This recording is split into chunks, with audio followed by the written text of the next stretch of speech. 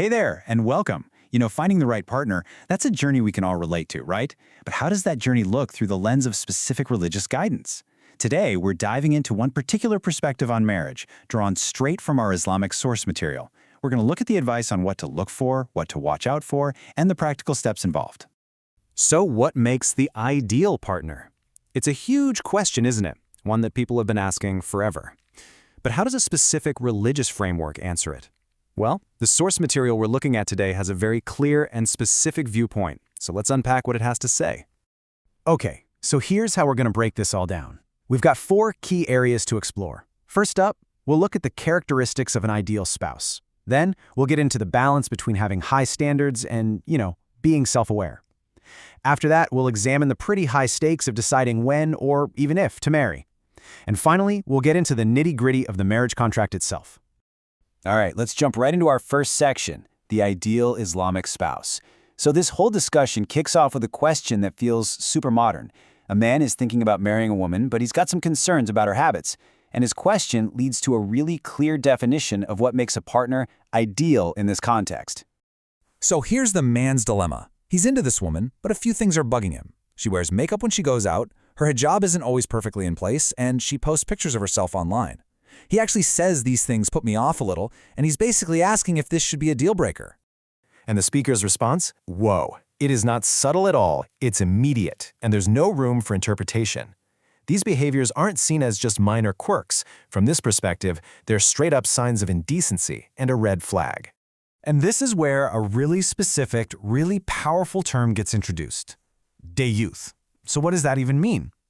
Well, the speaker warns the man that if he marries this woman and is okay with these behaviors, he himself would become a dayuth, which, in this view, is a man who isn't properly protecting the modesty of his wife. So what's the big takeaway here? The bottom line. It's that choosing a spouse is about way more than just personal chemistry.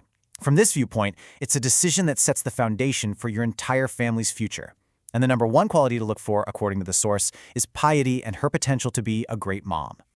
Now, after laying out this ideal, the source material takes a really interesting turn. It tackles a super common complaint. What if you feel like you just can't find that ideal person? This next part is basically a reality check for anyone out there on the search. And this is where the speaker just completely flips the script. A man calls in, complaining about how hard it is to find a wife. And he's got this long list of must-haves, like she needs to have soft hair or speak English. But instead of sympathizing, the speaker turns the questions right back on him.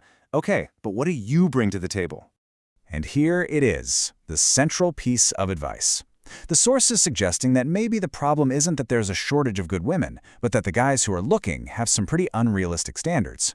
The message is simple and direct. Before you make a checklist for someone else, take a good, hard look in the mirror. All right, our next section, this is where the source delivers its most, I'd say, intense warning. It gets into the really sensitive topic of women who choose to put off marriage or maybe avoid it altogether. And the perspective here is incredibly stark. So the speaker's position is that choosing not to marry, if you don't have a legitimate reason, is actually going against the Sunnah. That's the path and the practices of the Prophet Muhammad, which are seen as the model for Muslims. Basically, marriage is presented as the standard, recommended path for most people.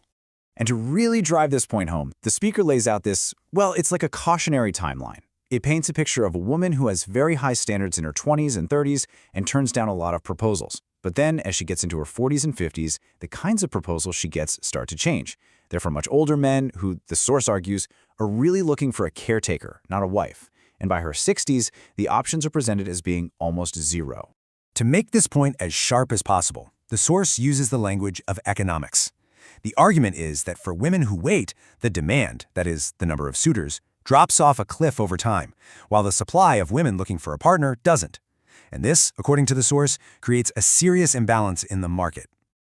Okay, so we've talked about ideals, self-reflection, and some pretty serious warnings. But what about the practical reality of it all? Our final section looks at the real nuts and bolts of the marriage contract, especially when you're dealing with a very common problem, not having a lot of money. The source takes on a very direct, real-world question. A student is in debt, has no job, and wants to get married. Is that even possible?